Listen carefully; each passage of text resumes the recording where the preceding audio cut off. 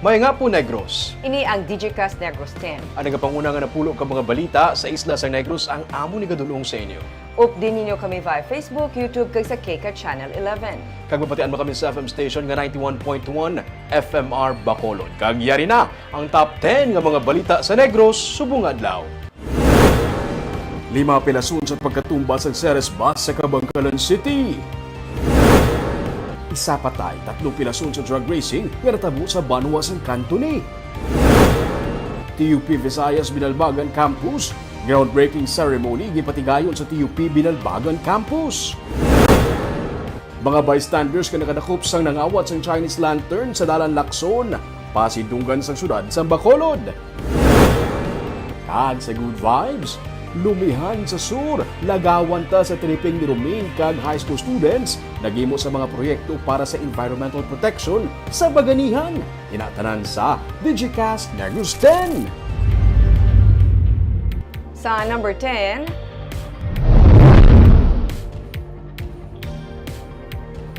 nagsugod na ang Bacolod Yacht Festival subong nga hapon kag nagsugod naman ang road closure sa Lacson Street. Magluwas sa North Capitol Road, pagasirad-an man ang 5th tubtub 15th Lacson Street para sa Bacolod Yacht Festival nga nagsugod sini nga hapon. May mga kiosko nga nagaida sa Lacson Street kag may mga stage para sa libre nga concert. Sa Chopsticks Alley naman, ready na ang mga kalan-an sa malapad nga outdoor food court kung sa diin makabakal sang Chinese food.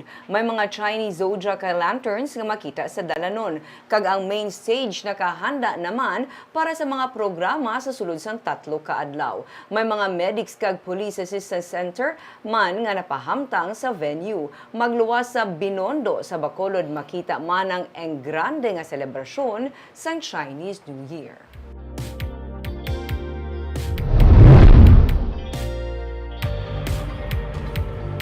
Sa number 9, below normal ang rainfall condition sa Negros Occidental sining nga bulan sang Pebrero. Ini ang February 2024 outlook base sa El Nino Advisory kag pagwa sa pag-asa. Ang below normal nga rainfall condition nagakasayuran sang 20 tubtub 60% ko reduction gikan sa normal nga pag-ulan. Sa datos ng probinsya, sa adtong Pebrero 6, may mga pag-ulan sa pila ka bahin sa Negros Occidental bangod sang shear line kag northeast monsoon. Gikan sa light rainfall, moderate rainfall tubtub sa heavy rainfall ang pagatupa sang ulan.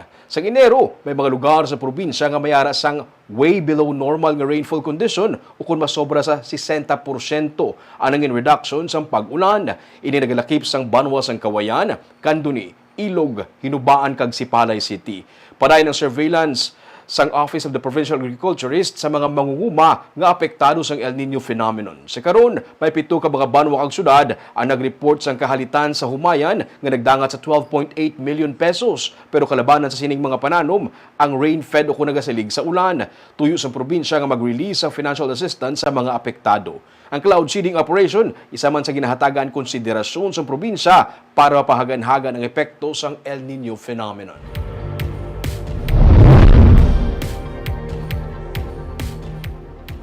Sa number 8, sa Binalbagan may igatukod nga TUP Visayas Campus.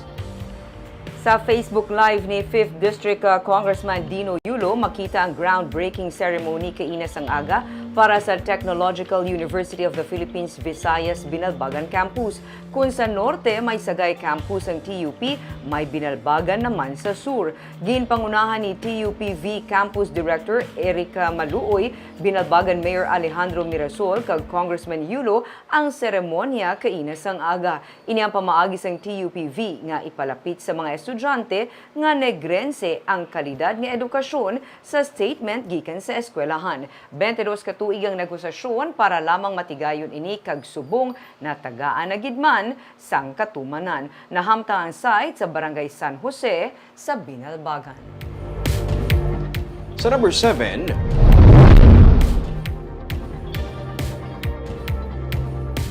mga bystanders nga nakadakop sa mga nagpangawat sang Chinese lanterns para sa Bacolod Yacht Festival, plano nga pasidunggan sa syudad sa Bacolod. Antes pa man magsugod ang Bacolao Jet Festival, ginkawat na ang pila ka mga Chinese lanterns nga ginpangsabit sa Dalan, Lacson. Pero sa bulig sang tatlo ka mga bystanders sa lugar, natigayon nga nadakpan ang mga kawatan kag nabawi ang gikuha nga mga lanterns. Labi ang pagpasalamat sa pamunuan sa Bacolao Jet Organizing Committee sa bulig sa mga bystanders. Ginaduso man ni Councilor Jason Villarosa, pamuno sa Committee on Tourism, nga mapasidunggan ang mga bystanders pinaagi sa I'll Be the Change Award. Ginapangita na sa Organizing Committee ang tatlo ka mga bystanders agud mapasidunggan. Agud mapabaskog pa ang seguridad sa Lacson Street nga main festival site para sa tuigan nga kahiwatan. Nagtala na sang 427 ka mga pulis ang Bacolod City Police Office. May mga police assistance desk man sa gwa kag sulod sang festival site sa tuyo nga mapabaskog ang kampanya sa peace and order.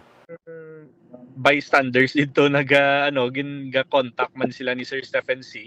No, and like I mentioned, this is also in line with the program and vision of Mayor Albi Benitez nga I'll Be the Change program. No? So this is one of those nga good Samaritan deeds or good deeds nga ginatawag nga dapat manhatagan sang honor sa aton nga syudad.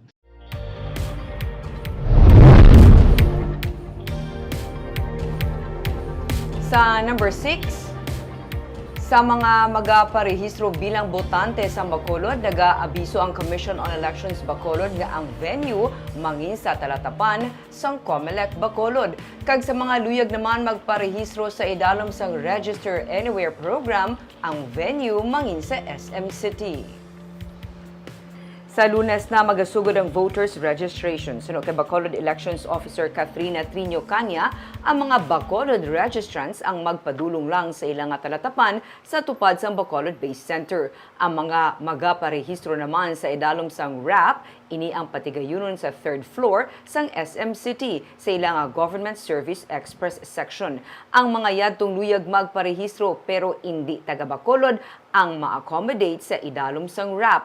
Lunes tubto Biyernes ang registration sa RAP sa SM. Suno kay Attorney Trinio Canya, palarehos lamang ang mga requirements sang tanan nga magaparehistro, valid ID. Samtang may mga satellite registration man na nakaschedule ang COMELEC Bacolod nga ginaset Biyernes kag Sabado. Ini ang iga-announce ng COMELEC para mahatagan man sang guide ang Bacolod registrants. Suno kay Trinio Canya, kung may satellite registration nga nakaschedule, wala sang registration nga ginapatigayon sa COMELEC Bacolod office. Wala registration sa COMELEC office once may ara kita satellite registration. Pero ang RAP nato niya, ipangayuan na nato siya sa authority kay doang guaya sina simultaneous nga registration with COMELEC na voters. Monday to Friday lang niya ang RAP. Wala na siya Saturday and end na siya August 30. Hindi na siya mag-upod sa September 30 nga last day sa registration para sa mga botante natin sa Bacolod City.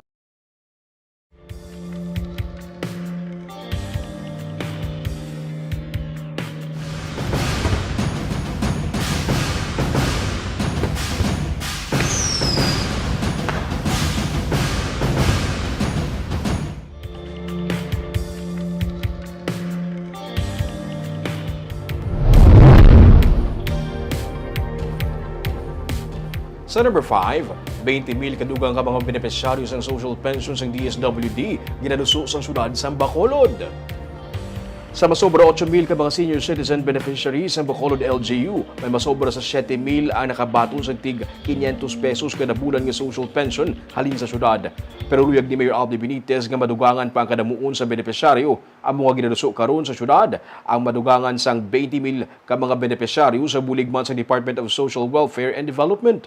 Ginpahayag ni Councilor Celia Flor, chairperson sa Committee on Senior Citizens sang Konseho, ang Bacolod ang may pinakajutay nga senior citizens beneficiary nga nagabaton sang social pension halin sa national government. Malapit lang sa 6,000 ka mga senior citizens ang nagabaton sang social pension halin sa DSWD. Gani nakigsapol si Mayor Benitez sa kay DSWD Secretary Rex Gatchalian sa tuyo nga maaprubahan ang dugang nga beneficiaryo sang social pension program.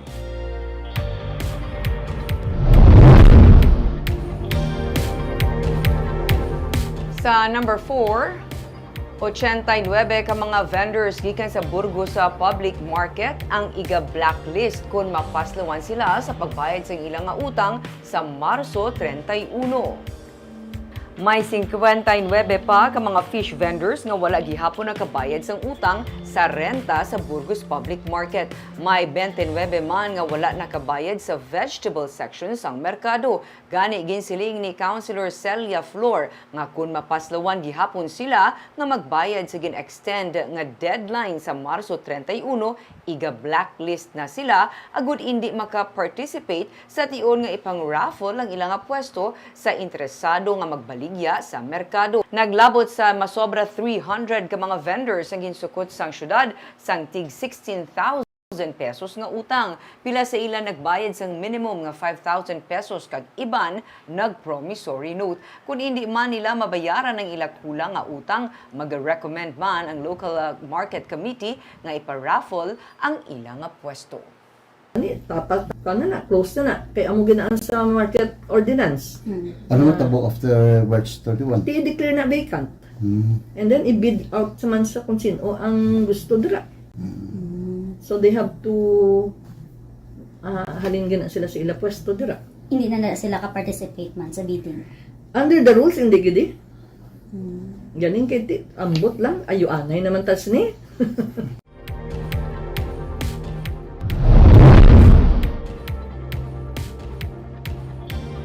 Sa number 3, nagalaom sa karon na presidente sang backyard hog racers nga gikan sa Sentinelling. Sa karon, makapatigayo na sang pag-restock sang baboy ang Negros Occidental. Sunod sa kay Rick Lauron, ang presidente sang Arano o kunang Association of Hog Racers Association of Negros Occidental, sa Sentinelling nga ginapatigayon karon. Wala sang may na-record nga mortality o kung pagkapatay sang baboy. Sunod sa kay Dr. Placida Alemana, ang provincial veterinarian, Setyembre sa nagligad nga tuig, ang pinakaulihi nga mortality nga ni-record kag iniya ang tugas sang African swine fever kasubong man sang hog cholera.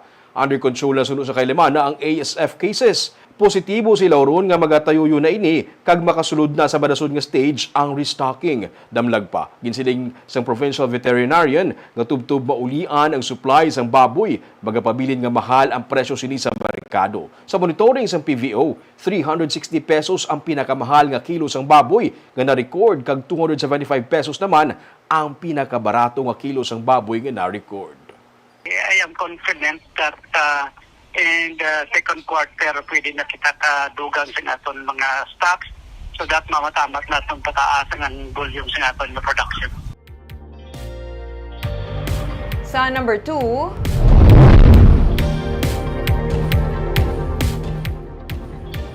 menor de edad nga nagalantaw sang drag race patay matapos nga mabungguan sa motorsiklo sa Banwa sang Candoni. 3 ka iban pa ang nasamaran, lakip na diri ang rider.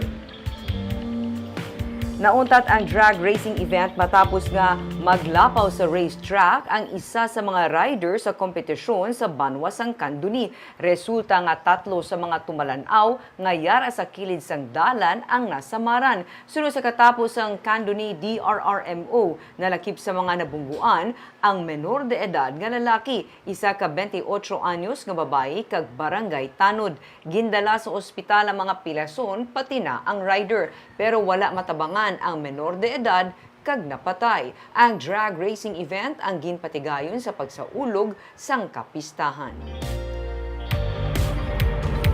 Kag sa numero 1 sa mga balita, subong adlaw.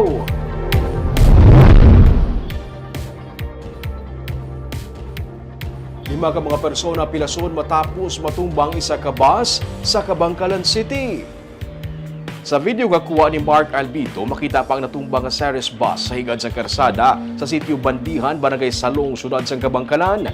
May mga pasahero nga nagapinungko sa higad sang dalan kag ang iban sa ila ginatatap sa katapos ang BFP Kabangkalan nga rescue unit.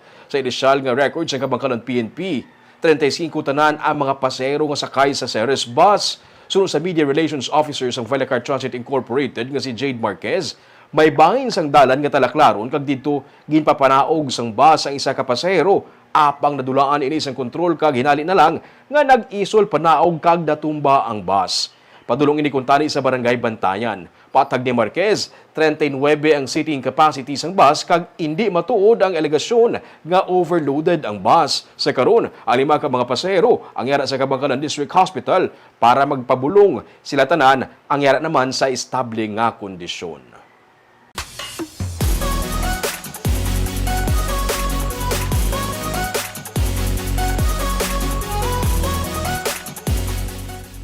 Kagyari naman ang pangpabalo namon sa inyo nga pangpa-good vibes sini nga weekend.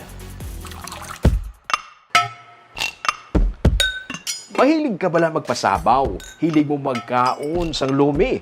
Baw, may manamit nga lumihan sa boundary sang San Enrique kag Pontevedra. Kag ang tag-iya sini, nagsugod lang sa kapital nga 200 pesos. Subong, makapaubos na siya sang 900 tub 1,000 kayahong sang lumi sa kada adlaw.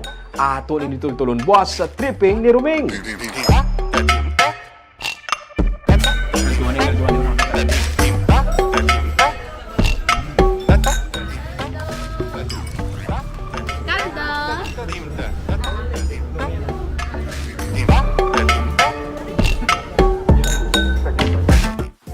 Kag, mga high school students naghimo sang school project para sa environmental protection. Aton hibaluon ang ilang mga proyekto sa Baganihan sa Sunday.